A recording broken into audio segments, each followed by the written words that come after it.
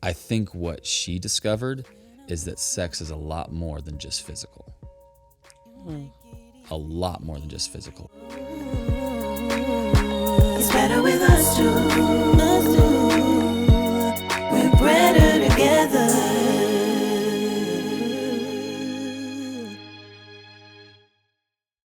Welcome to episode 18 of Better Together. I'm Bryden Brett. I'm Mina Thomas Brett. That's right. And we are excited today because we have a very interesting topic. You probably saw the title and you might be intrigued. And we're excited to share. Yeah, it's going to be really interesting. I have a lot of thoughts. Should be really good. Just a couple of disclaimers right off the top, though. Mina, you'll notice her voice. Go ahead and talk to us, babe. Come on. What would you like me to say? I think is really, really kind of sexy. Speaking of sex. Yes. Yeah, yeah, she's not feeling the best. Her voice is a little bit gone, so just want to give her some grace today. Yeah, so if I'm squeaky or, I think when I lose my voice, New York comes out a lot more. Like my accent is very some thick. Rosie. There's a little Rosie Perez in there. Okay. So all right. just, roll with it. It'll be back to normal after like the new year. Yeah, right. Yeah, exactly. So here we are. We're getting to the end of December, and we are about to go back to Missouri for a few weeks to be with my family and do a couple of performances there. So we are going to be filming a few episodes here to make sure that everybody has something every week. We want to maintain consistency.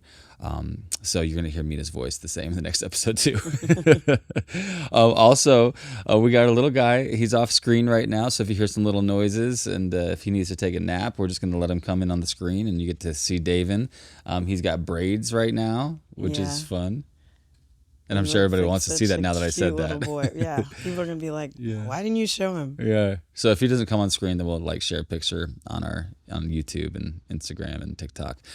Speaking of, we're excited because everybody is giving such a great response on social media. We just want to say thank you so much. We are coming up on 10,000 subscribers on YouTube. Yeah. And That's so crazy. Yeah. It took us so long to get here. We're just like so excited. Yeah, super grateful for everybody.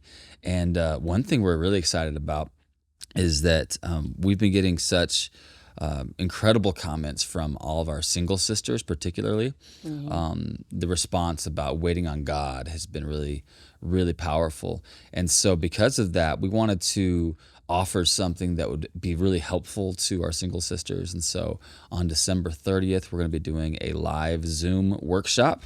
Yes. And we'll include, there's a link on our website at bettertogether.com. We'll make it prominent there. So just go to bettertogether.com if you're interested in doing that single ladies workshop. There are always like marriage workshops, but not a lot of workshops for single ladies, and a lot of people have expressed questions about, what does it mean to wait? What does it mean to participate in the promises? And so what we decided, we don't have a full day. We're just going to do 90 minutes total, and we want to uncover the thing that made the biggest difference for us in our almost 5 years of long distance dating, and what we feel prepared us. It's kind of a shift that we did that made all the difference and brought everything into alignment. So that's what we're going to be sharing during the workshop. And so I just want to let you all know about that. So if you're interested, just go to bettertogether.com.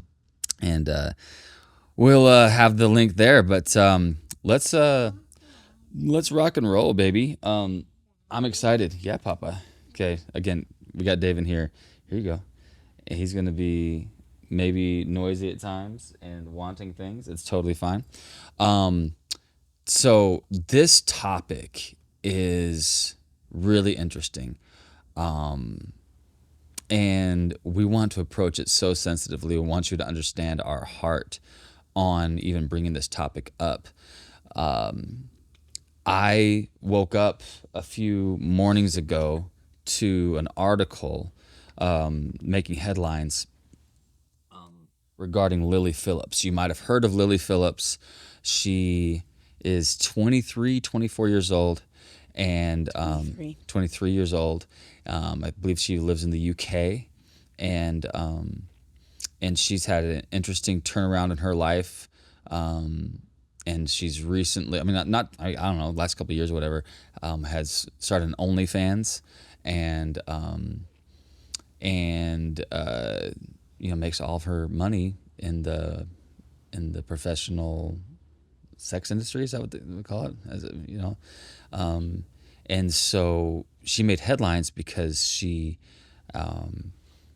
had she she had sex with 100 guys in one day, and there was a documentary about it, and documentary about it, and one of the clips went viral about her response after she'd been through that entire feat, if you want to call it that. And so there's something about it that just hit me in such a way that I wanted to have a conversation about, not about Lily Phillips. This isn't about Lily. We don't know Lily, and we are not in any way judging her. That is not our job. In fact, I think, as we'll get into it later on, as we talk about what Russell Brand, how he responded to the situation, I think you'll see that's quite the opposite. We're not judging Lily at all, but it highlighted something for me about how we treat sex in our society, the sacredness of sex, how it's been so commercialized, so commodified. Women particularly have become so objectified, and this impacted. I mean, the sexual part of our relationship. It's there in any relationship between two people who love each other romantically, and so that physical part is really important. And we've noticed in our just interactions and experiences with people who are dating in that waiting season, this can be a make or break situation for them. If they slip or make a mistake here, it can send them into shame and guilt that will paralyze them for a long time. And on the flip side, they might be in physically intimate relationships and doing things and not realizing the impact it's having on them spiritually, emotionally, mentally. And I just felt like the importance of having a conversation about the sacredness of sex and raising some awareness around certain elements that we might not always think about when it comes to sex. So that's what we want to talk about today, is the whole situation. So do you want to frame up anything else on that, babe? I think you did a pretty good job. Sex is a sacred act. It's a holy thing, and I know from my experience that, like, just talking to other Christians, other Christian women, like, a lot of people have like these weird stigmas surrounding sex that don't have anything to do with God. As if Right. he's not the one who created it. Right.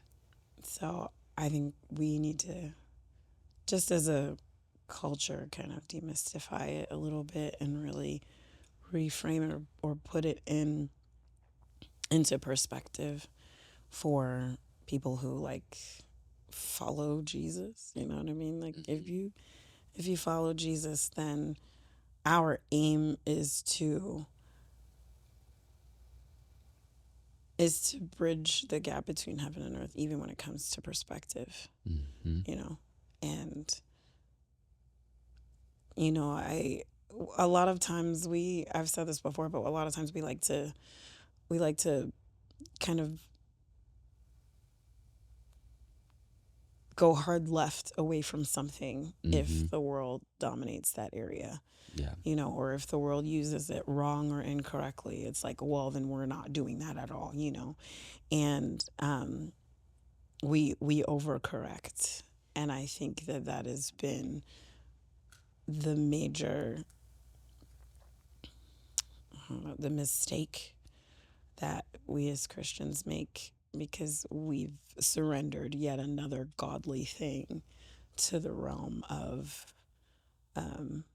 darkness that it doesn't own it. It didn't create it. You know what I Right. mean? Like, Mm-hmm. and we like to just give up territory to the enemy and to the kingdom of darkness. It doesn't deserve. Yeah.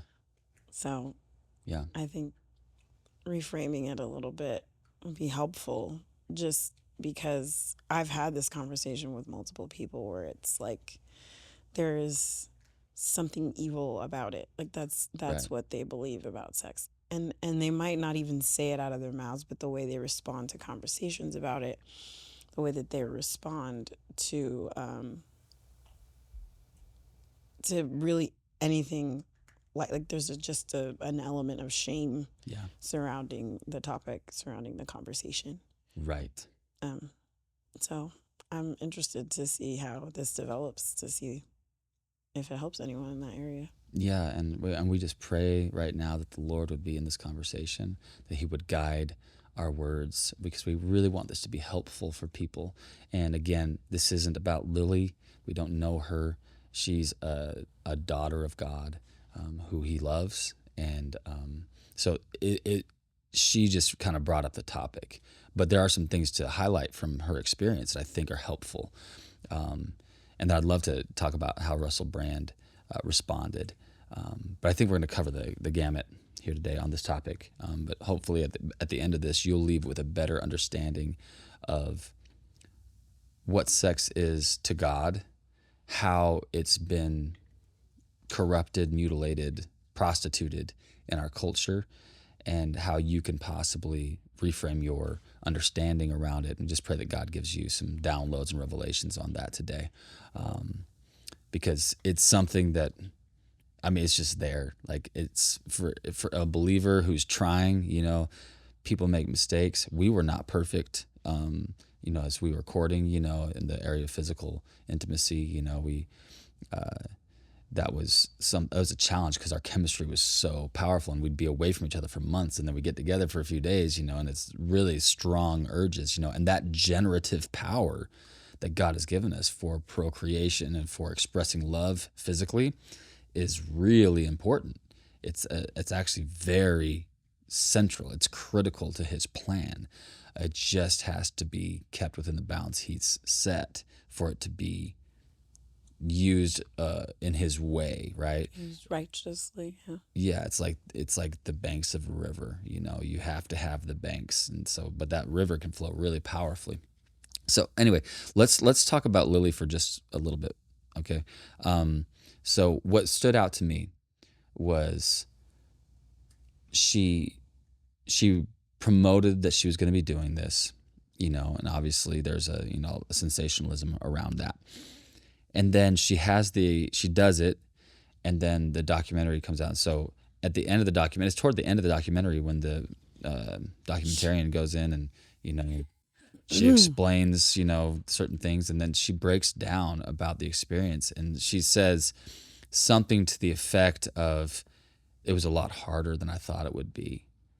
She said she kind of in a sense felt disassociated, had to disassociate Oh yeah, herself. she said she only remembered maybe like the first 10, and then she had to dissociate afterwards or something Yeah. like that. Yeah, and she broke down crying and had to leave the room because it was. She said it wasn't like it wasn't like normal sex. It felt like very transactional, and she was very impacted by it. She was obviously tired after a long day, so I think there are elements to that. But I think what she discovered is that sex is a lot more than just physical. A lot more than just physical. And I think that's the first thing to highlight. So I want to talk about that part of it. So I have a couple of quotes. Number one, Doug Brindley, who's actually a personal friend of our family, but has an amazing book out. Has multiple books. He's an expert in this field. He said that God designed the sexual relationship as a way for married couples to soften their hearts, create a sense of oneness, acknowledge their interdependence, initiate parenthood, and deal with the stresses and challenges of everyday living. He said, there's nothing unholy or degrading about sexuality in itself, for by that means men and women join in a process of creation and in an expression of love. And they said, truly fulfilling marital intimacy is based on mutual trust, loyalty, fidelity, continued courtship after marriage, unselfishness on the part of both partners, and nurturing of the non-sexual aspects of the companionship. Okay, and let me throw a couple more things in here, because there was a talk by one of the leaders of my church, the Church of Jesus Christ of Latter-day Saints, and it was by Jeffrey R. Holland. It was years ago, 1988, but some of the stuff he said has shaped my view of this topic so incredibly. He said, that sex, human intimacy, is a sacred physical union ordained of God for a married couple, and it deals with a symbol that demands special sanctity. Such an act of love between a man and a woman is, or certainly was, ordained to be a symbol of total union of the hearts, their hopes, their lives, their love, their family, their future, their everything. He said, it's like a total, virtually unbreakable union. Such an unyielding commitment between a man and a woman can only come with the proximity and permanence afforded in a marriage covenant, with the union of all that they possess. Their very hearts and minds, all their days and all their dreams. They work together, they cry together, they enjoy Brahms and Beethoven and breakfast together. They sacrifice and save and live together for all the abundance that such a totally intimate life provides such a couple. And the external symbol of that union, the physical manifestation of what is a far deeper spiritual and metaphysical bonding, is the physical blending that is part of, indeed, a most beautiful and gratifying expression of that larger, more complete union of eternal purpose and promise. And he goes on to say that, this is crazy. This is what I think Lily was experiencing. This is wild what he said. And this was 1988 that he said this. So basically, so far, right, he's saying that the physical union of two people through sexual intimacy is intended to be a consummation of a total union that they share together. It is not really meant to be shared with someone outside. Okay, Papa, come over here. You can sit right next to me, okay? Here. So it's meant to be a total union of heart, mind, life, everything. Come over here. You good? Everybody want to say hi to David? Yeah, come on, you can sit right next to me, okay? Come on. All right. Everybody, if you haven't met David. Hello, Daddy. Okay, we got it. Here you go. There we go. Sorry, guys. But we told you that this is where we're at today. Do you want some more water? Okay, so David's watching T-Rex Ranch right now. It's his favorite thing. He thinks he's a dinosaur sometimes. Yes, he does. Okay, here you go. Apparently, it is a sign of high intelligence when children are obsessed with dinosaurs. This is great. That means he is very smart, apparently. Yeah, that's right. Okay, Papa. Here, you guys sit right here next to me. All right, so that's what sex is supposed to be. It's not meant to be experienced outside of a total union between two people. Yeah. That's the purpose. And so this is what he said afterward, which was crazy. I gotta read both of these quotes. He says, all couples come to that moment of bonding and mortality, and it's to be a complete union. That commandment cannot be fulfilled, and that symbolism of one flesh cannot be preserved if we hastily and guiltily and surreptitiously share intimacy in a darkened corner of a darkened hour, then just as hastily and guiltily and surreptitiously retreat to our separate worlds. Not to eat or live or cry or laugh together. Not to do the laundry and the dishes and the homework. Not to manage a budget and pay the bills and tend the children and plan together for the future. No, we cannot do that until we are truly one, united, bound, linked, tied, welded, sealed, married. Can you see then the moral schizophrenia that comes from pretending we are one, sharing the physical symbols and physical intimacy of our union, but then fleeing, retreating, severing all such other aspects and symbols of what was meant to be a total obligation, only to unite again furtively some other night, or worse yet, furtively unite, and you can tell how cynically I use that word, with some other partner who is no more bound to us, no more one with us than the last one, or than the one that will come next week or next month or next year or any time before the binding commitments of marriage. Wow. Whew. Moral schizophrenia. Yikes. That's the thing that stuck out to me the most. Moral schizophrenia is whoa. Yeah. Right. And so again, with so much love and grace, we approach this topic, and we want to get into that because I don't know very many people who have been perfect in this area, and it is one of the areas because it is so powerful that we can feel the most shame and the most guilt and the most separation from God. And so we need to talk about that. But let's talk about this first. I think that what he just described is what Lily was experiencing. That shallowness, that emptiness that comes when you are just treating sex as transactional. Pleasure for a moment, but you're going to do it again the next night with somebody who you're no more bonded with than the previous person. And that was 100 times that happened. And she has a goal to do it 1,000 times. In January. Like February or January. February, something like that. Yeah, which is kind of, again, it's like, yeah, so she has that experience, and then shortly thereafter, like very shortly, like she broke down after doing that feat with 100, and then next day or two after that, she comes out with the announcement that she's going to shoot to break the world record, and do it 1,000 times in one day. And so this is where we're at, right? This is, and you and I talked about this, Sodom and Gomorrah and the culture. We are in a time, like Alan Bloom said, where society's greatest madness seems completely normal to itself. And I'm going to tell you, I think that Hollywood has distorted our expectations around romance and marriage so much that we need a Hollywood detox. We need to completely detox ourselves from the expectations that we see on the screen, because that's fast food, that's microwave. That's not how relationships really work. It wasn't until I shifted my expectations around what a relationship was and how it was actually going to feel that I was finally able to settle in to a relationship with you, because I expected too much. Like, it's always going to feel a certain way because that's what it is on the movies. That's what it is on social media. But it's all airbrushed. It's all fast food. They're taking 20 years and truncating it into 2 hours. You know what I'm saying? And real love is messy. Real love is risky. Real love doesn't feel like love all the time.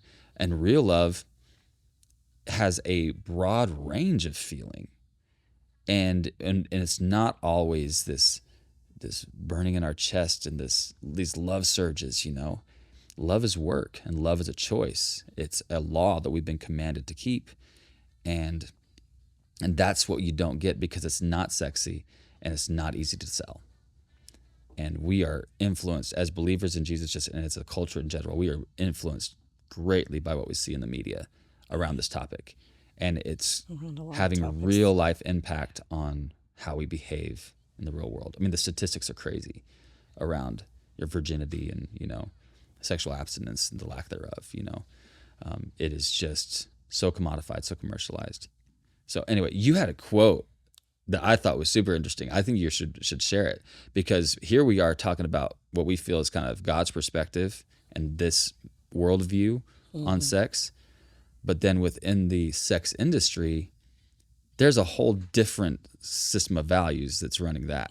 And so you came across this quote from a person who's in that industry. I believe he is. I don't really know much about him, but this person, Chester Brown, he said, "It's because I do see sex as sacred and potentially spiritual that I believe in commercializing it."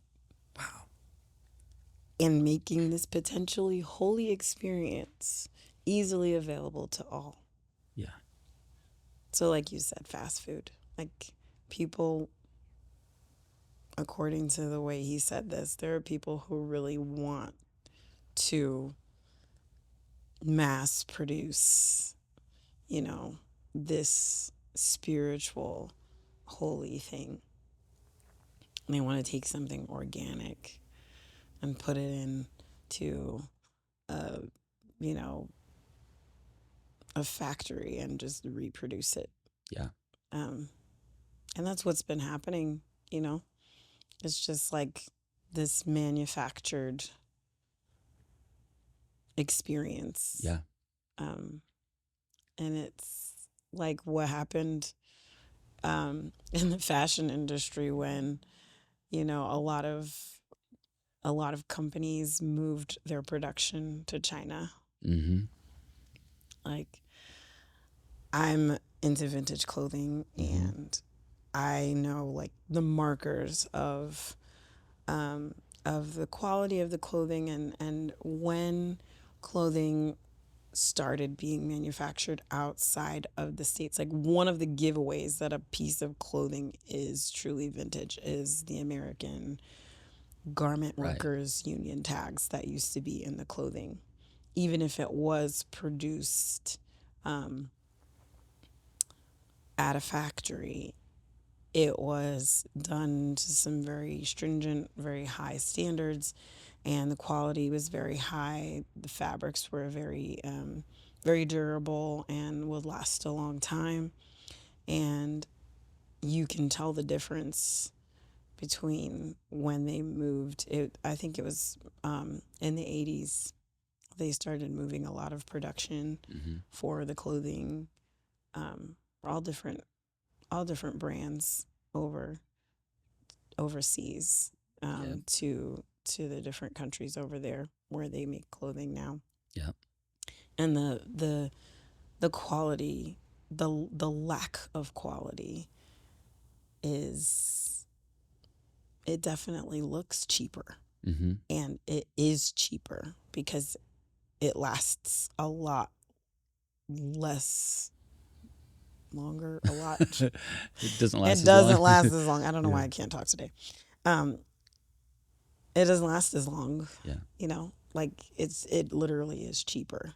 It's not as long lasting. Mm-hmm. This is what happens when you like outsource, you know, Mm-hmm. the production of something. When you take it away from its source, Mm-hmm. the quality goes down quite a bit. It cheapens. And I think the same can be said for many things. When you try to unplug from the source, when you get away from the original manufacturer and you entrust it to someone who did not create it, or to someone who doesn't care as much about it Mm-hmm. because it doesn't have any skin in the game, you know what I mean? Like, Yeah. like they, Mm. you could see it cheapens the quality. Yeah. There may be quantity, but the quality is definitely lacking. 100%. And I got it. I want to say this because I want to reel that back even historically a little bit further. And I will do that here in a second. But I just want to say to our listeners right now, get out of the matrix, man. Like, we are in the matrix, and what you were taught about sex in our culture is like we're in the matrix. Like, it is not how things really are. It's not how God intended it. It's not how it was created. And what we're taught through the media and through social media and everything else is not how it really is. And if we can reframe, like break out of that and start to see things the way God sees it and have the mind of Christ and really develop that and start to live that way, it can change so many things, because the world's on fire because of this particular issue. Things around sex and life are just so distorted. And I believe that is obviously, demonic. I mean, that would be where Satan would attack. I saw this thing, I think I might have mentioned it before, like this girl on Instagram, she asked AI, said, how would you go about destroying American society? And then ChatGPT just spit back to her. She said, "No, if you were the devil, how would you go about distorting American society and destroying American society?" And ChatGPT just spit out, "If I were the devil, I would attack the nuclear family. I would do this." Like literally went down this game plan, and it's like, whoa, it's a wild clip, but there, sex, identity, family, that was all right there at the front end of it, right? And so I just think it's important to realize what could be going on. And I want to talk about soul ties a little bit and get more of your understanding about that. But I want to go back historically on the Matrix part, because I love that you brought up the fashion industry and you brought up the warehouses and the manufacturing process and how that shifted in the 80s to more overseas and all of the ethical issues around that. Lots of ethical issues, lots of humanitarian issues around that. So many. And it's all about money. It was all about, profit margins. But even further than that, back after World War I, during World War I, they built all these factories for creating munitions and weapons for the war. Tons of factories, and the Rockefellers and all the rich families and moguls of that time. Mommy, Had that going on. I want my cup too. Okay, you got it. Oh, he wants his cup. So Me, there you go. Okay, Papa, we're on the podcast. Okay. I want one too. Okay, there you go. There you go. Mommy, Okay. one too. Okay. Yeah. Okay, Papa. We're good. All right. So, so Mommy,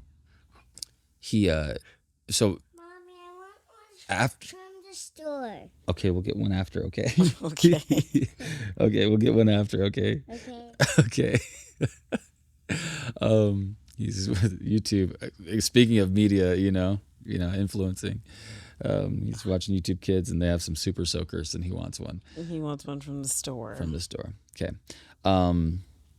All right, but back after World War I, so World War I ends, and you have all these factories. Mm-hmm. They're no longer making weapons, but what are we going to do at these factories? Mm-hmm. Oh, let's create modern day American consumerism. It was designed. It was literally there. It's on record. They said, let's use the propaganda machine that we created during the war, like Hitler created, and that we then copied. Let's use that. Is that World War II or World War One? It might be World War One. I think it was World War One, but I'm not sure. It might be after World War Two. Regardless, I might have my facts wrong as far as World War One or World War Two. But Well, you said Hitler. That's why I was like, oh, which one? yeah. Sorry about that. Sorry, I was homeschooled. Oh my gosh. But the factories were repurposed to create large quantities of clothing and other consumer goods. Makeup from the store. Okay, Papa. You want to get makeup? Yeah, he's You ain't getting no makeup. all right, Papa. No, I mean, All right. Hey, sweet boy. Hey, we're on the podcast. Okay, can you be quiet, please? All right, can you just watch? Okay, you're good. You're good. So the factories are repurposed for consumer products. Propaganda is repurposed, and literally, it was like Sigmund Freud's son, who wrote a book called Propaganda, I believe. And some of the things he said is he said we are going to create what is now modern day public relations, literally PR and marketing. store. Okay. Okay. It was built on the propaganda machine of the war, and the factories that became the foundation for all of our consumer products, clothing included, were built on factories or built from factories that were built for the war to create weapons of war. There's a huge metaphor here, right? Yeah. And so the modern day matrix we're in was designed like consumerism, rush, hurry, more, the commodification of everything. And so that is the world that we were born into. And it's only gotten worse. Like the boiling water, you put the frog in the tepid water and then, just boil it and it'll stay in there and eventually die. But if you put the frog into boiling water, it'll jump out. Well, we were born into boiling water, and I don't know how you can get hotter than boiling, but that's where it's just where we're at. So I say all that to say, like, even like what you said about the fashion industry, like we have to recognize also that, we're living in a world that is upside down from the way God intended it. And for us to live his way, we have to turn this world upside down and inside out. The way that things look here is not how they really are. His kingdom is upside down, inside out. But it's actually it only looks that way to us because we're living in an upside down world already. Does that make sense? Yeah. What's going on over there? Oh, this is one of my many soapboxes about how we see through a glass darkly. Okay. That's all. I'm agreeing with you. Yeah. Oh, you don't want to go? Oh. Okay. There's a scripture that says that we see through a glass darkly, and the glass is a reference to a mirror, but specifically, I believe it's a reference to the laver in the tabernacle, which, the laver in the tabernacle and in the temple, but specifically the tabernacle, it was made out of the mirrors of the women that ministered at the door of the tabernacle. Mirrors in ancient times, especially in the ancient Near East, they were made from polished metal, specifically polished bronze in this instance. And they collected these mirrors from these women, and they welded them together, I guess, and they made this basin that the priests could wash in after they did the sacrifices, and you would be able to look down into the still water of the laver and see if there was any arterial spray from the blood of the sacrificial animals, anything that you had missed in cleaning yourself. But this is, it has spiritual parallels where we are to look into this water and see many things, see the way things are here, and see the way things should be. When you look into a mirror, you might raise your right hand, but in the mirror, your left hand goes up. Yeah, right.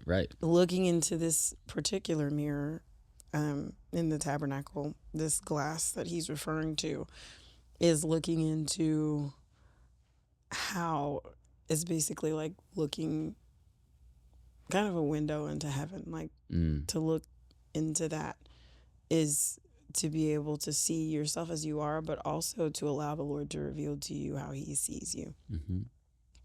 One of the things that I pray when I'm praying the tabernacle prayer when I get to the laver is that the Lord would help me to trade my image of me for his image of me. Yes. That I'll be able to see myself the way he sees me so that I can see everything else correctly. Because the way I see myself influences everything. And seeing through a glass darkly is the very essence of how we see heavenly things.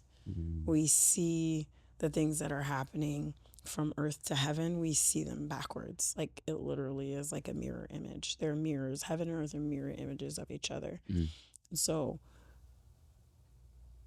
when the Lord tells you something or you know that he's giving you a promise or something like that, seeing through a glass darkly and everything on earth being the opposite of heaven means that when you see it before it is manifested on the earth, before it gets here, it will look backwards. It will look the opposite of what God has told you. So, I mean, and a lot of people, like if you look back on your life, you know, the miracles and the things that God has done for you and the promises that he has fulfilled, if you pay attention, you will notice that right before that thing manifested, it looked like it wasn't going to happen. It looked like the opposite of what he said. It looked like it was going to be something that didn't come to pass. But then at the last minute, it happened because things are not right side up to us until they're manifested in the earth realm. Mm-hmm. Otherwise, they look backwards because we're seeing through a glass darkly. We're seeing heaven through a mirror. It's a mirror image. Yeah.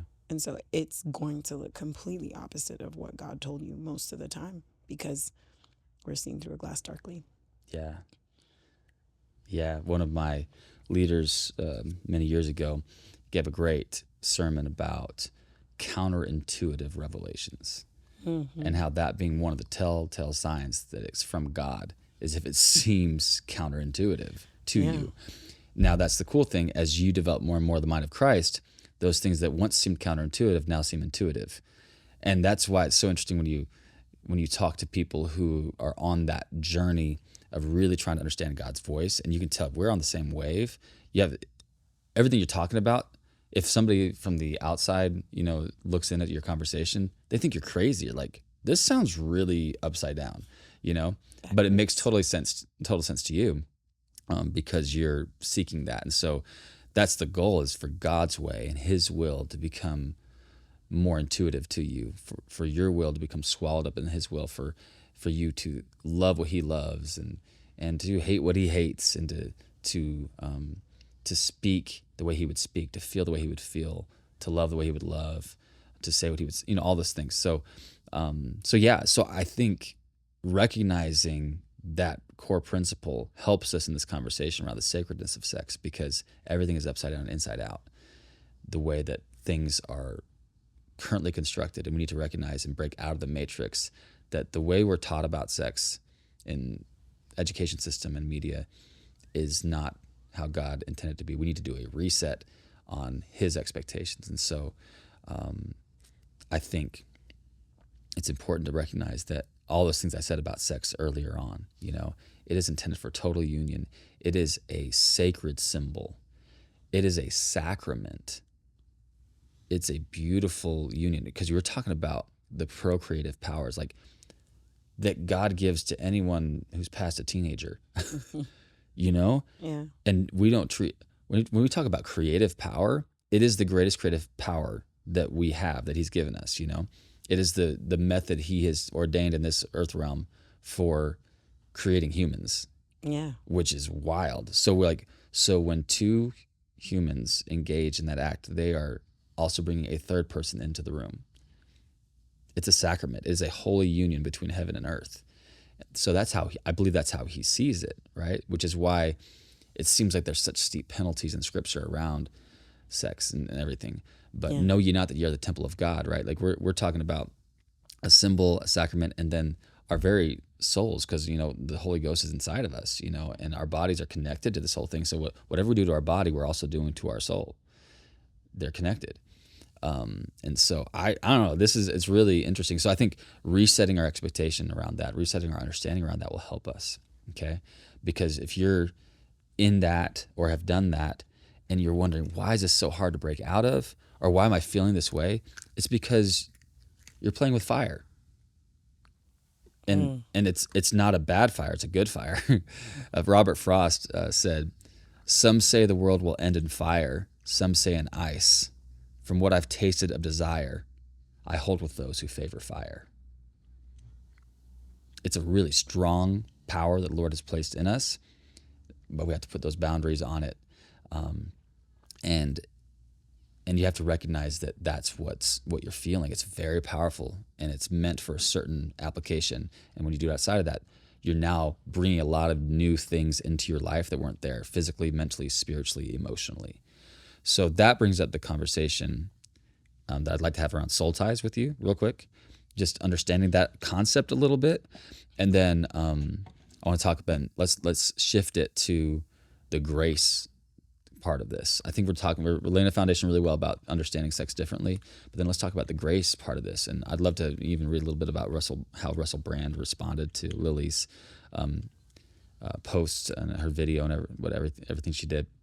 But soul ties is something I'd never heard of before I met you. It seems to come directly from the Pentecostal tradition or Pentecostal understanding. I think Latter-day Saints or evangelicals or other Christians or people from other faith traditions or in the world at large would talk about it differently, and maybe wouldn't talk about it at all. But it's a reality, whether you call it soul ties or not. There is an energetic enmeshment, a spiritual enmeshment that happens when you are physically intimate with somebody. Can you talk a little bit more about that? Because I think it might give some clarity to some people who might be experiencing things. They're like, why am I feeling so, conflicted in all these areas? Does that make sense? Yeah. Okay. I can't remember where it is. You probably do, but the two shall become one flesh. Mm-hmm. That Matthew, I think is the idea behind soul ties, is that when you are intimate with someone, when you're sexually intimate with someone, you do. There's that exchange of fluids. There is that exchange of pieces of yourself that cannot be rescinded except through divine power, from what I understand. It's the idea of a threefold cord being not easily broken. It's not easily broken because you have tied yourself to this person. Mm-hmm. Marriage is intended to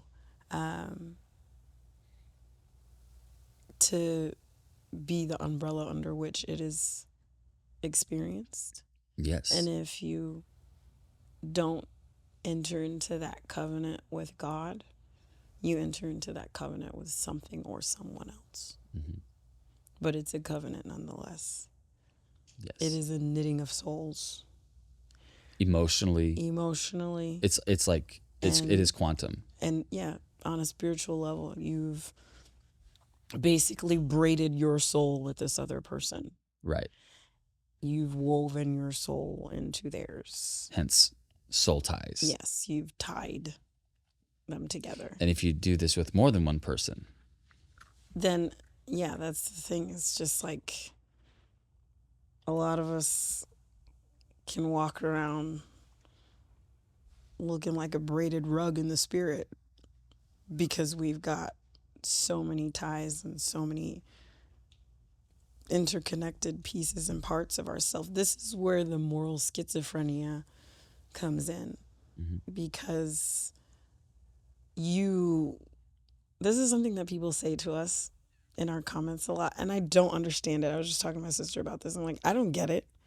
It doesn't make sense to me, but people tell us often enough that I've noticed that we look alike. Ah, yes. You guys look alike, right?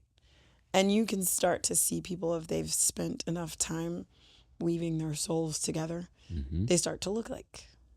Yep. It's a scientific phenomenon called structural coupling.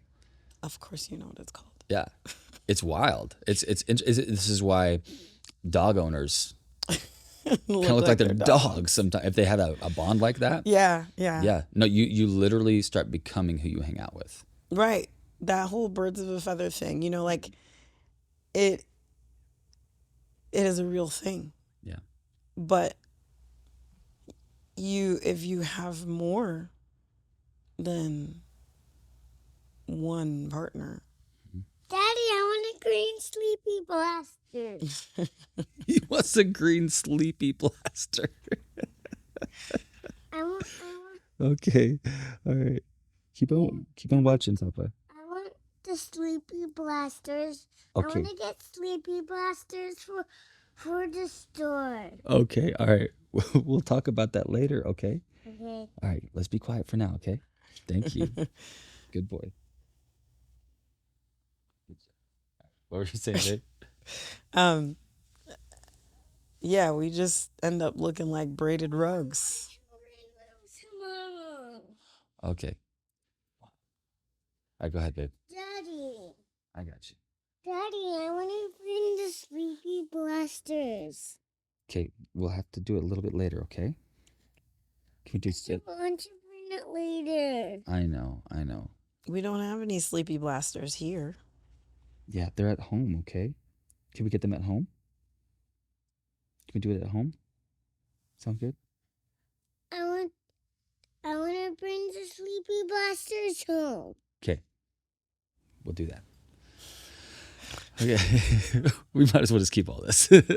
Right. The Sleepy Blasters is great. But yeah, we just end up taking on all these people. If we have more than one partner, we just braiding ourselves into the fabric of them, and they're braiding themselves into our fabric. Can you do the sleepy blasters at home? Yes, can you? Shh. Okay. All right. This should be interesting. Yes. We just end up really tied to a lot of people if we like every time we do it with someone new. That's why this is such an interesting prospect for conversation topic for conversation when we talk about Lily and everything that like 100 people. And that's just what she did in one day. Who knows, the other things that she's done in conjunction with her profession. I was reading this Rolling Stones article, and it was talking about, it was actually written by a sex worker, and they were like, just talking about how the way she went about doing this was really naive, but it was just so commercialized. Like, it took a team of people to arrange this whole thing for it to like go down the way it did. She used an Airbnb, which was not professional. She didn't ask any of these people to test themselves. She left it up to them. Like, there was all these things that someone who actually works in the industry and not just OnlyFans would have, like, there's certain safeguards that they have in place that they said that she didn't really pay attention to or use, which really they Super were chalking dangerous. it up to her youth because she's young and, kind of inexperienced. It's not like she has any other experience in this besides OnlyFans. So it's just really interesting to see it from a bunch of different perspectives. Someone else wrote, I think is, I can't remember where the article was. One of the newspapers, it was a well-known newspaper, but someone else wrote an article from the perspective of, okay, we're talking about her, we're talking about what she's done and everything, which, you can have your opinions about it, but what about these young men? Right. And they cited this study that said that it was like 60% of young men in that age bracket under 30 were like, were single. There's like this new term that they've come up with, which is incel, and it means involuntarily celibate, versus the women in the same age bracket, there's only like 34% that are single. What? So it just seems like, in the article, the author was saying, like, it really seems like these young men are starving for affection, for love, for connection. And that's why something like OnlyFans is really appealing to them, because they get more of a perceived connection between them and the person that they're following, and spending like so much money to connect. Like, this girl, you have, like, it's $100 a minute to talk to her on the phone. And then she has all these other brackets of pricing for different services and things like that. And it's just like, this is what people are willing to pay through the nose to feel connected. Yeah. I think it was the same group of men that was saying that they basically think about self-harm or suicide. They think about it like at least twice a day, like things like that, because they just feel so utterly alone.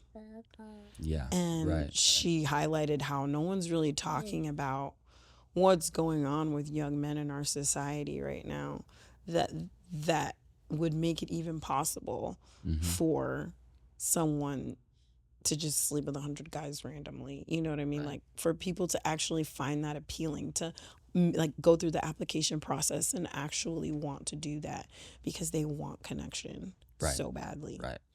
And that's one of the reasons why people will engage in sexual intimacy Mm-hmm. for 5 minutes. Like these slots that she had these guys in her were like 2 to 5 minutes. So it was just like, you know, there is just this need, this hunger for connection. And humans just have that in general. We're built with it, right? But I think one of the reasons why we've turned to so many empty things is because we don't want the accountability that comes with connecting with God. Mm. We want connection on our terms. And that is what this is and what it has become. Who's those car seats? His little voice is so cute. So soul ties are just the knitting Yeah. of your soul with somebody who isn't your spouse. Yeah. And those things follow you throughout your life. People have spoken about, like, you know, if you're sleeping with someone, you start to like have similar cravings. You start to develop similar characteristics. You start to do things that they did that you never would have done if you hadn't slept with them. People who didn't smoke suddenly having urge to smoke because Right. they slept with someone who smokes. You know what I mean? Or having these like encounters with people and not even really knowing them, and then developing these character traits you don't know where they came from. And it's just like, you know, they just stack on top of each other. All of these things that can be acquired. And what's so crazy about soul ties, the way it seems to work spiritually, is like you can sleep with only one person, but if they've slept with 50, you take on all 50 of those people that they've slept with before you. Interesting. All those things, you take on those burdens, you take on those character traits, you take on, you know, that moral schizophrenia that they were dealing with. And then you're having thoughts and things that maybe you never had before. Like, and it's just like, because this moral schizophrenia, this pandemic of disconnection is so prevalent, it is like everyone's doing it. Mm-hmm. And so everyone is morally schizophrenic. Everybody's a little bit crazy because, you know, of this person that they slept with, or that person that they, you know, gave their whole self to, and the person wasn't really interested in that. They just wanted, you know, some fun, like all kinds of things. It's just, it's kind of discouraging to hear people talk about it, even in the church world where it shouldn't exist, Right. you know? Right. Where it shouldn't exist, right? It shouldn't, but it does. Yeah. It absolutely does. It absolutely does. I mean, it did in the New Testament church. 100%. You know, Paul's And like the Old Testament has always writing been there. to Ephesus. You know, you think, I don't know, for me, I'm like, well, you know, the Holy Ghost should change everything, you know? Should. It should, but it's to the degree that you let him take possession. And if you don't even learn to let him like really overhaul the house, overhaul the edifice, really just completely renovate, then, you know, whatever you were doing before you encountered him, a lot of times, you know, comes back. Even if you were delivered, you have to maintain deliverance. Yeah. And so you can see, like, Paul talked to the church in Ephesus about, you know, a lot of people think that when he was writing to Second Timothy, like, I had some issues with how he was talking about women and how they shouldn't be preaching, they shouldn't be talking, and I was up in arms, and I asked the Lord, I was like, I need you to explain this to me, because I know you called me to teach, I know you called me to speak. Like, why would this be in Why would seemingly it? Yeah. Why? be Why should women keep silence? right? You know? All those things, but there was a culture that was so pervasive where Timothy was doing ministry, that what Paul was doing was trying to break that culture coming into the church. Yeah. Where it was a very female dominated society to the detriment of anyone male. Like, it was completely skewed to one side, just like, you know, we see things completely skewed to the side of, patriarchal society. And he was trying to get them to a place of balance, because in that society, sex was worship. And it was something like, there was a cult that in ancient Ephesus started off with, I mean, the names of the goddesses changed depending on who was in power, but the original cult was, I don't know how to, I think it's, I might not get the pronunciation right, but it's Cybele. And or maybe it's Sibylla, but it looks like Cybele when you look at the spelling. And basically, the women were the priestesses. They were the ones who were in charge of connecting anyone who wanted to speak or who wanted to connect with this deity. They were the ones who were responsible for connecting the worshipers of this goddess with the goddess. They would be the stand-in for the goddess, and male worshipers and female worshipers would come in and pay a fee and bring an offering, and their offering would make it possible for them to sleep with these priestesses in this temple. And so the culture was just that women were the dominant ones, and they put men down, and there was all this stuff going on with that. And so that's why Paul was kind of correcting in that area. But the thing that stands out to me is the fact that that culture was so pervasive at the time, is that these temples existed where the people could go in and have sexual intercourse with that was the job of a priestess or a priest of this particular deity.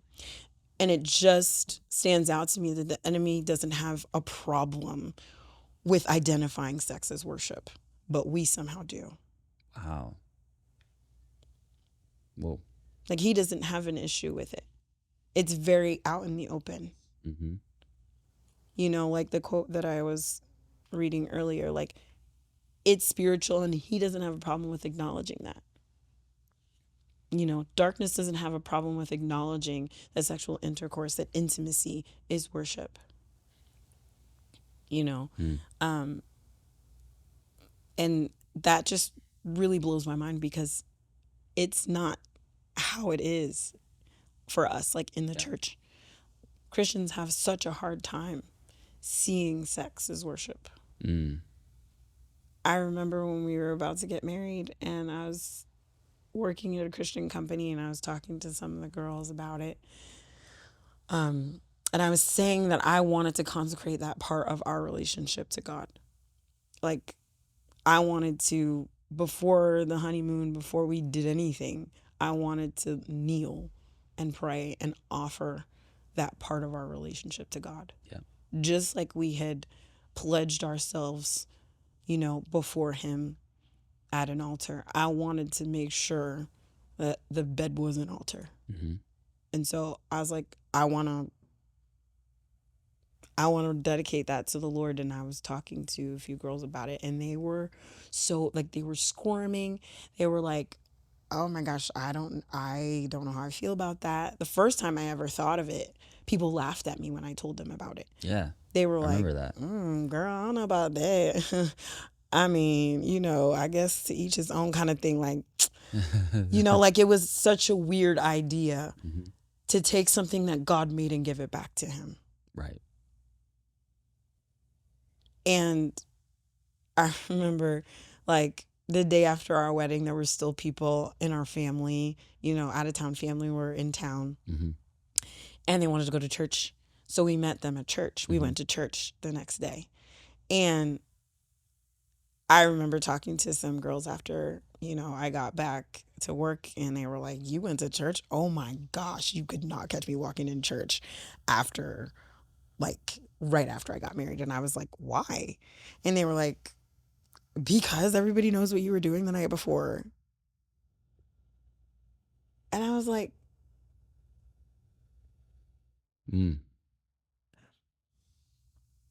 but if you've engaged in this before, You got married. You still went to church. Right? Right. So like what is it like, oh, everybody knows now. So I can't, Right. I don't want people to know. They already knew. So what's the problem with them knowing? Yeah. Like, this is what married people are supposed to do. It's not a huge deal. And I said, it was God who brought us together. It was a God thing that we're married at all. It's a miracle that we're married. What God did in our relationship, in bringing us together, the bridge that he built to bring us together in the first place, that is marvelous in my eyes. And I'm not going to act like he didn't do it and that he didn't deserve for me to show up in the place that he shows up to say thank you. Right. I don't understand this disconnection between something he absolutely made. Like, why is it disconnected? He made it. Yeah. Why do we have this mindset? We got it from the world. And right. also, it has been taught in the church. 100%. When we're younger, we do these purity promises and we wear these rings and we do all this work to make sure that we are pure and we stay away from sex. We never understand the holiness of it. We're never taught the holiness of it. Yeah. And because we're not taught the holiness of it, it's bad to us. It's so bad that you have to stay away from it. You have to stay away from it. You have to stay away from it. So that when it is finally something that you can do, we miss that it's sacred. We miss that it's holy. And approved, ordained, sanctified by God. Yes. And it's maddening. It's infuriating. Because it's like, Yeah. I think if more people understood the holiness of it, then they wouldn't throw it around the way we do. Yeah. We throw it around like it's just, oh, it's no big deal. Right. When it's the biggest deal. Right. Like, We make jokes about it. It's so easy. And listen, I'm not guilty of these types of things. And we need to have, we can talk later about kind of our perspectives on sex, because we went into that, that Sunday after, the night of our wedding, with no shame or guilt. But I mean, I had some things I had to overcome from my past about my perspective on intimacy. mm-hmm. But no, we went. Because it's not sin. It wasn't sin. It wasn't. There's no shame or guilt to be had. Mm-hmm. The only shame or guilt to be had was remnants of our past perspectives. And so I don't know. I think this is really good. I have one more quote I want to read, and I want to kind of wrap up this part of the conversation, and then just briefly touch on the grace part, because that's really why I felt this was important.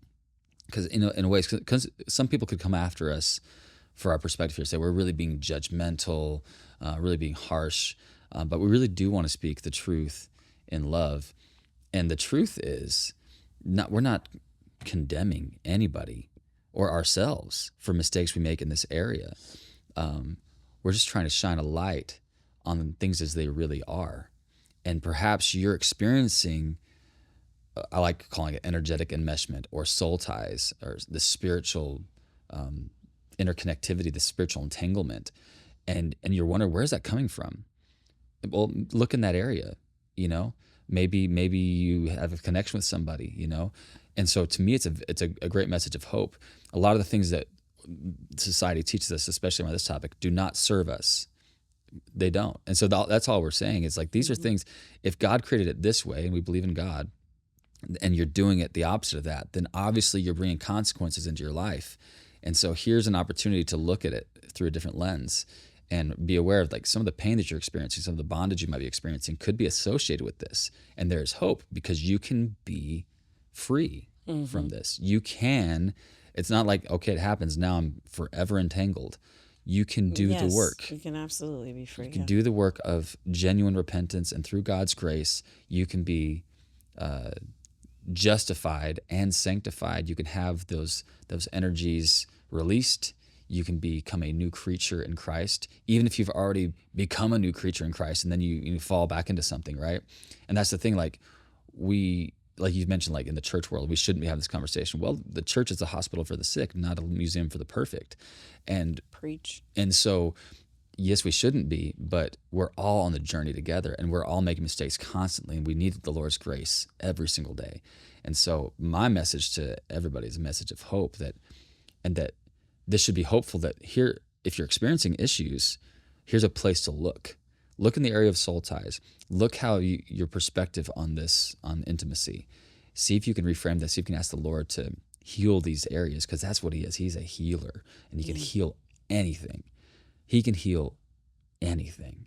You are never out of the grasp of his healing and his love. The only unforgivable sin is the sin you refuse to be forgiven of.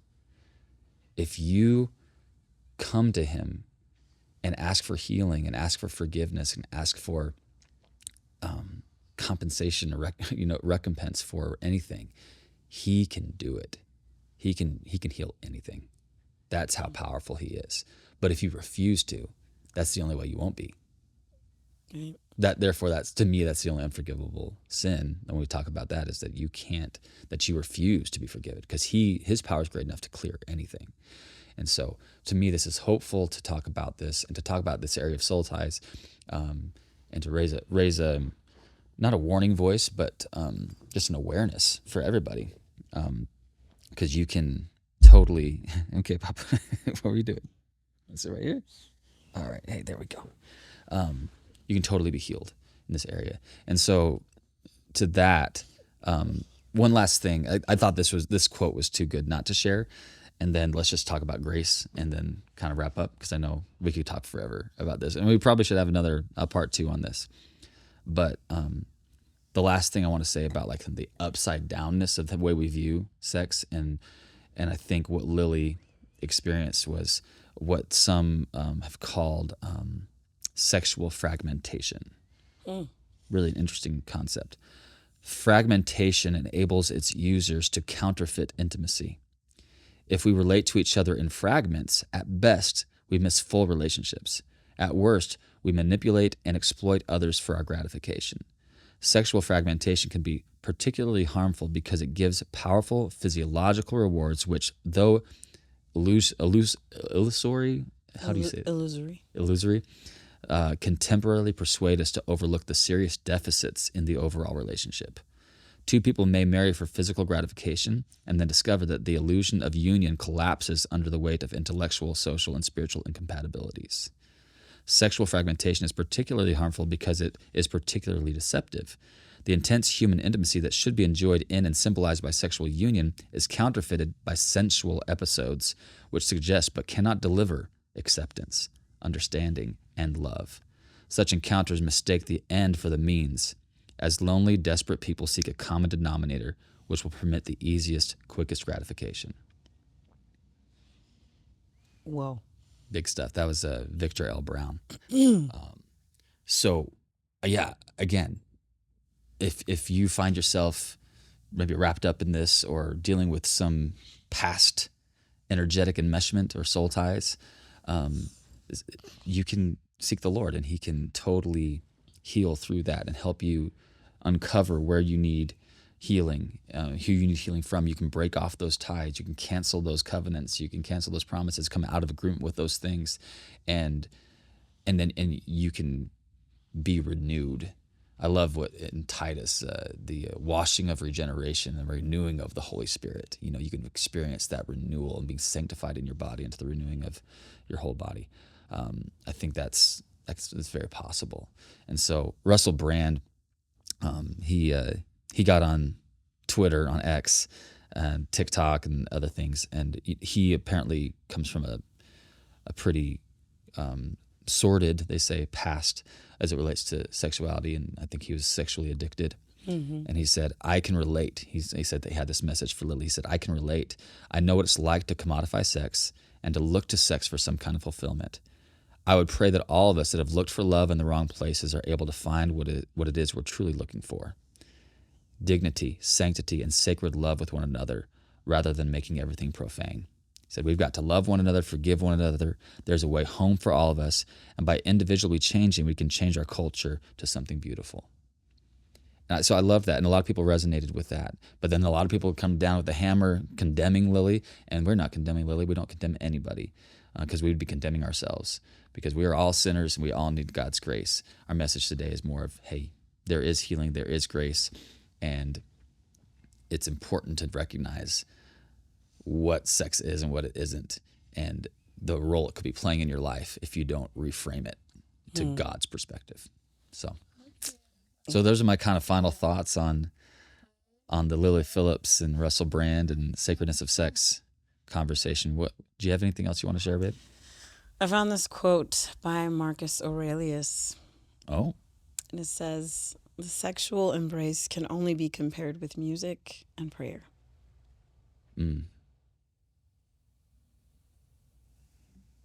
that's good. Yeah. Music and prayer. There is something about the way those things connect us to the divine that really nothing else can do that. You know, it can't be compared to anything else. Those are the two things. I would expand it to artistic endeavor. Because there's certain art, you know, that can really transport you. It can really make you feel connected to God. And I think sex is a lot of things. I think God intended it to be a lot of things. I think he made it pleasurable as an incentive for us to obey his commandments and be fruitful and multiply. I think fruitful and multiply are maybe not the same thing, and that's why they're separated. I think it's pleasurable because it helps us fulfill his purposes. You know, he wants us to do it, so he gave us, you know, an incentive. I also think that it is. I think it's meant to give us a glimpse of heaven.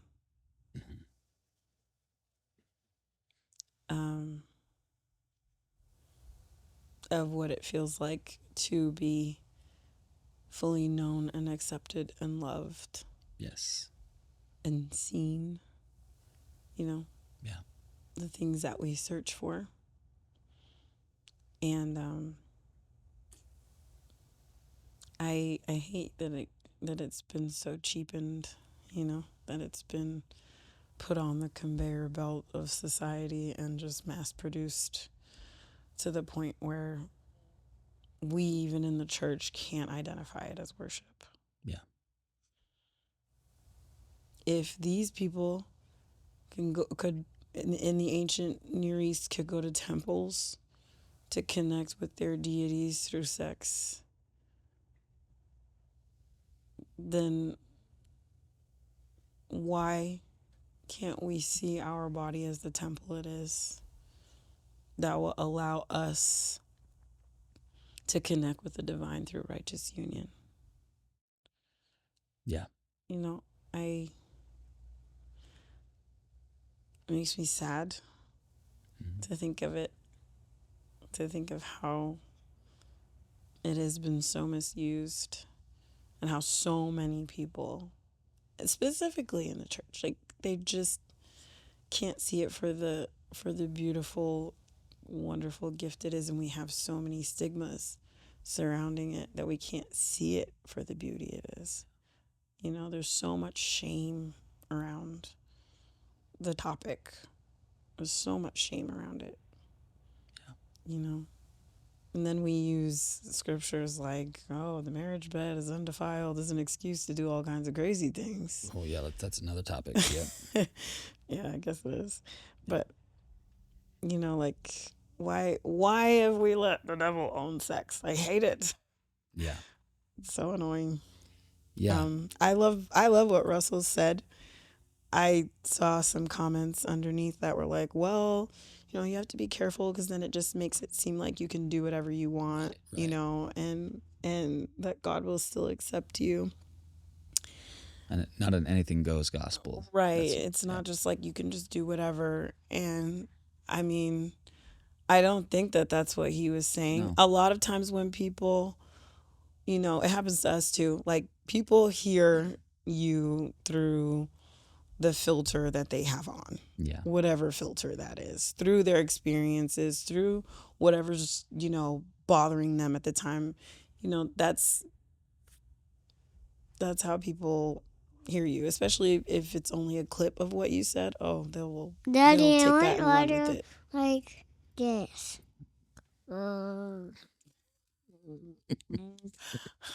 Me. Oh boy. There you go.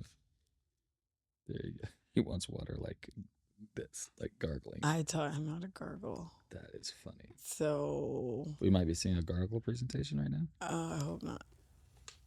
Okay, we're good. Great. Mm, mm, mm, mm. But it happens a lot where people just hear what you're not saying. Yeah. You know, hear in and around and through, but not exactly what you said. 100%. And it's just like, okay, I get where you're coming from, but that's not what I said. You Right. know, I don't remember what Daddy, I what want exactly the clip was saying, but more someone got in the water. comments one time and was just like, God isn't a genie and he's not this and he's not that. And I was like, I never said any of those things. Where did you hear that? But they Right. were responding to something that I said, and I was just like, I think it just happens a lot where people Yeah. hear what you're not saying. And he wasn't saying that. I don't think that's what he was saying. And No. that's not what I got from it. But then when I was looking through the comments, I'm like, okay, I don't think that's what he meant, but okay. Yeah. Right. You know, Right. people just want to make sure, you know, just in Oh, yeah. case. Yeah. But I absolutely agree. Like, there is grace. And obviously, there is an emptiness that is not being filled. Who knows what her breakdown was really about, Right. you know? Some people were like, oh, she's just tired, you know? Right. But at the end of the day,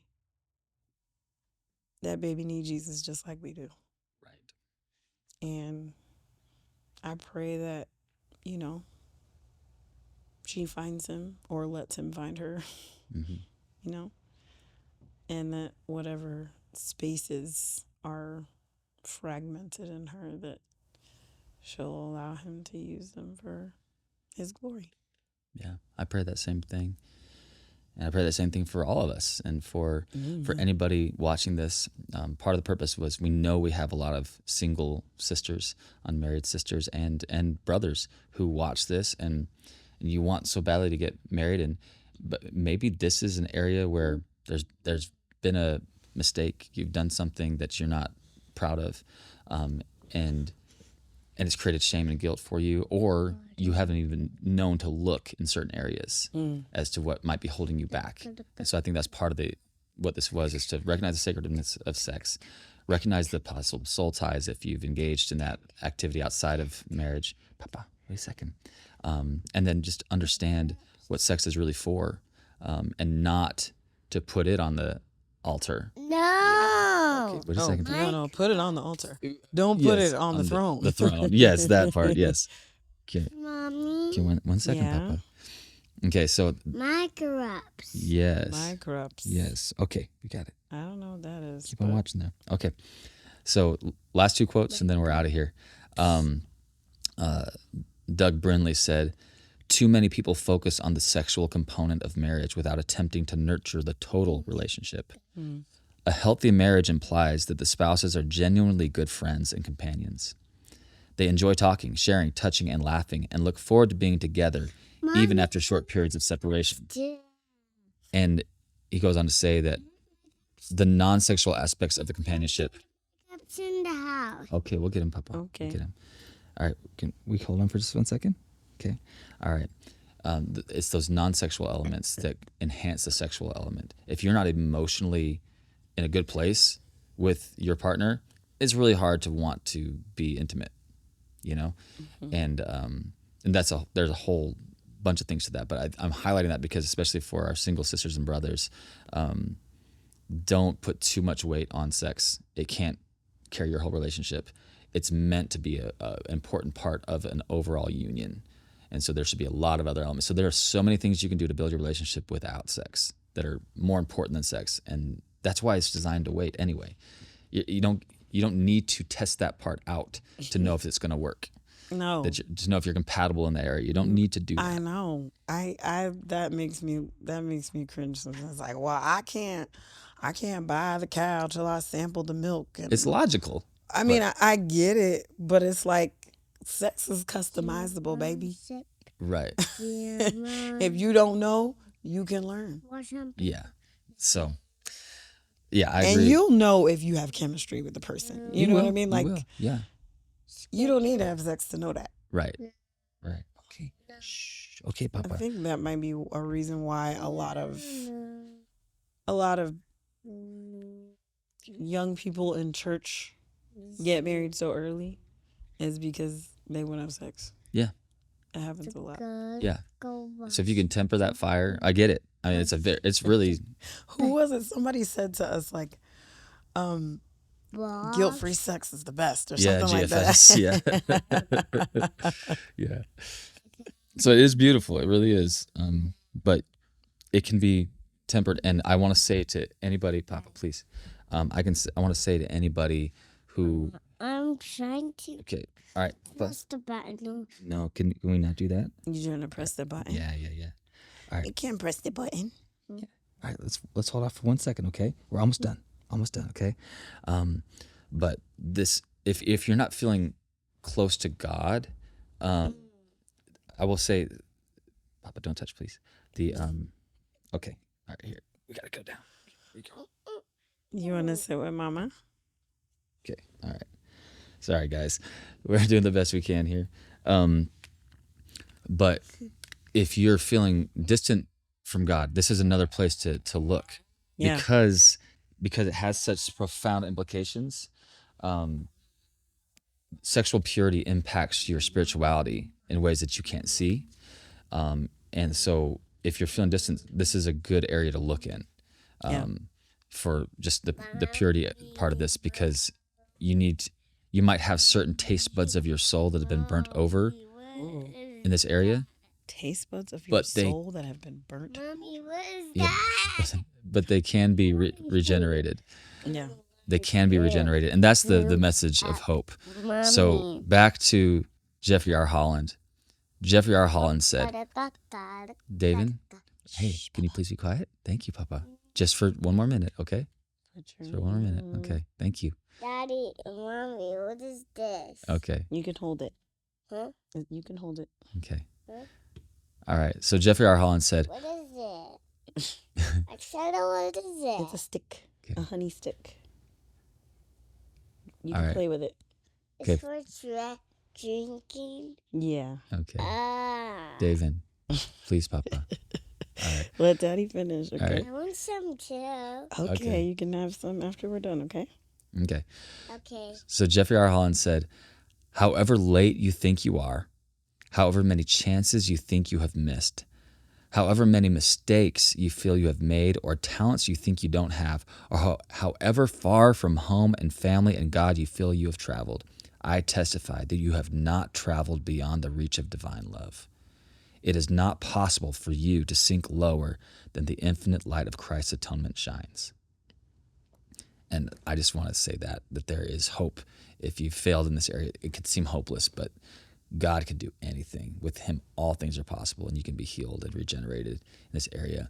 And it's a good area to look in if you're not feeling hopeful, if you're feeling condemned or shame or guilt or not close to God. So, okay. This is Good conversation today, babe. This is great. Yeah. And thank you, everybody, for your patience with David. He is now 3 years old and just finding his voice. And so it's a little different than it used to be. But we're grateful for him. We love him. And he's the product of our love. And he's a good little boy.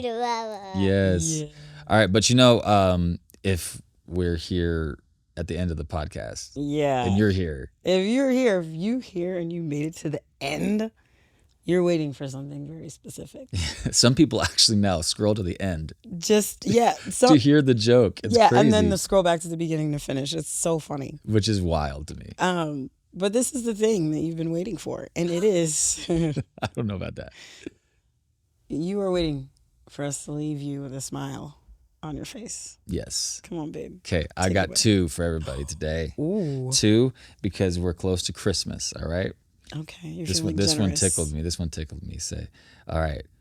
Mary, exhausted, having just gotten baby Jesus to sleep, is approached by a young man who thinks to himself, "What this girl needs is a drum solo." Like, I don't know why that tickled me. Like they told me. Wakes up the baby. Anyway, all right. And then the next one, all right. After the wise men gave their gifts of gold and frankincense, Mary and Joseph started to thank them. But the third one spoke up saying, "But wait, there's myrrh." We love y'all. Thank you so Love much you guys. for watching. Make sure you like, comment, subscribe, do all the things. And check us out over at brothertogether.com. We love you, and we'll see you in our next episode. Thanks for rocking with us, and y'all have a good one. Build some bridges out there. Peace. Love you. Bye.